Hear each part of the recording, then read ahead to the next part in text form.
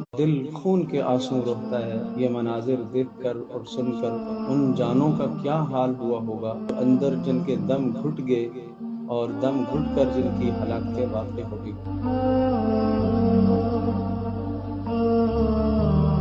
بسم اللہ الرحمن الرحیم، انا للہ و انا الیہ راجعون۔ ہم سب کے سب اللہ تبارک و تعالیٰ کے مملوک ہیں، اللہ ہمارا مالک ہے اور ہم سب کو اللہ تبارک و تعالیٰ کی طرف ہی لوٹ کر جانا ہے۔ یہ جنا روڈ گل پلازا میں جو آگ کا سانحہ ہوا ہے،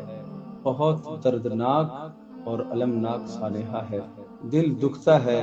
دل جلتا ہے اور دل خون کے آنسو روتا ہے، یہ مناظر دیکھ کر اور سن کر ان جانوں کا کیا حال ہوا ہوگا اندر جن کے دم گھٹ گئے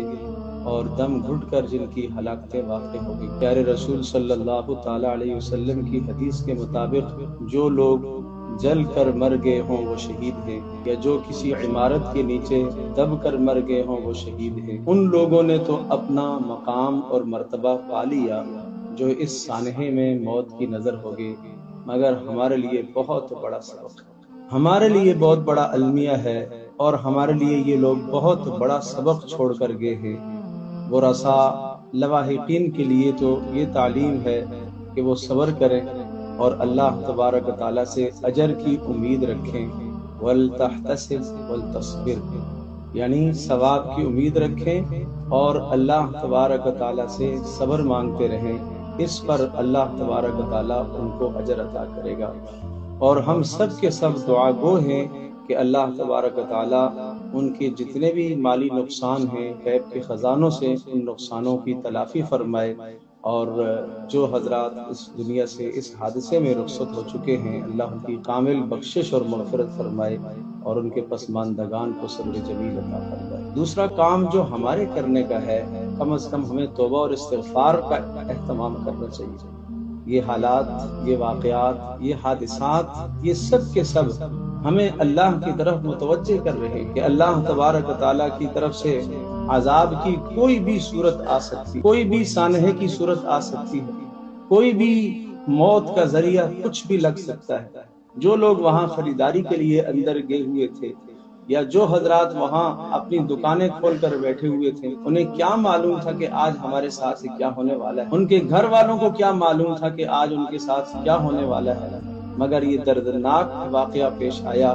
اس سے ہمیں سبق ملتا ہے کہ ہمیں ہر وقت اپنی موت کے لیے تیار رہنا چاہیے۔ دوسرا کام جو ہمارے کرنے کا ہے، ایسے پسماندگان کے ساتھ ہمیں ہر قسم کا تعاون کرنا چاہیے، جانی مالی ہر طرح کا،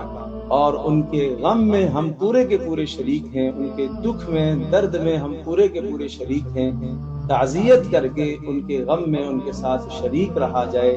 اس لیے کہ حدیث پاک میں آتا ہے کہ جو کسی مصیبت زدہ کی تعزیت کرتا ہے اور اس کو دو جملے بول دیتا ہے جس سے اس کے غم میں کمی واقع ہو جائے، تو اللہ تبارک و تعالیٰ اس تعزیت کرنے والے کو بھی اتنا ہی اجر عطا کرتا ہے جتنا اس مصیبت زدہ کو اللہ اجر دے رہا ہے، اتنا اس تعزیت کرنے والے اور غم کا اظہار کرنے والے کو بھی اللہ پاک اتنا ہی اجر عطا کرتا ہے۔ کیا خوبصورت ہمارا دین ہے کہ جس میں کسی کو بھی محروم نہیں کیا گیا۔ ایک صاحب پر حادثہ ہوا اور وہ صاحب حادثہ ہے، وہ مصیبت زدہ ہے، وہ مصیبت میں مبتلا ہے، اگر وہ صبر کرتا ہے تو اس کے لیے اجر،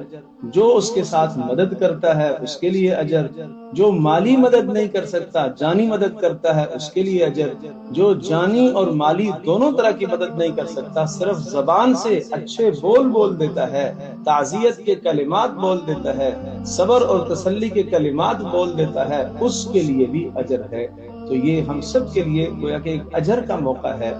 اور تیسری بات جو ارباب اقتدار،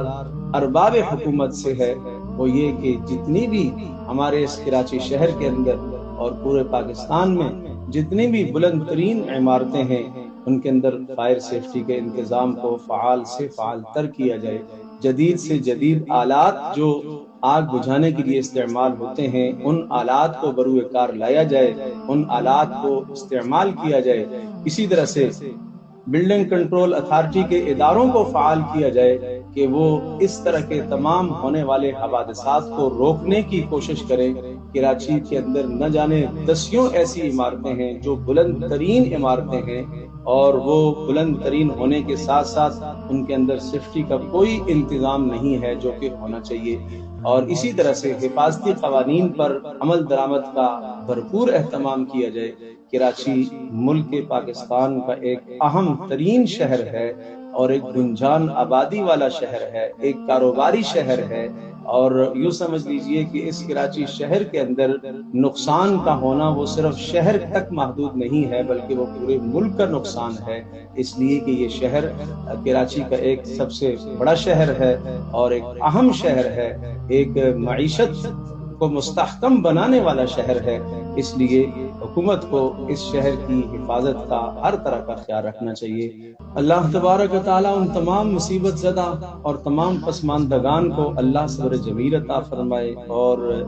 جن کی ہلاکتیں واقع ہوئی ہیں یقیناً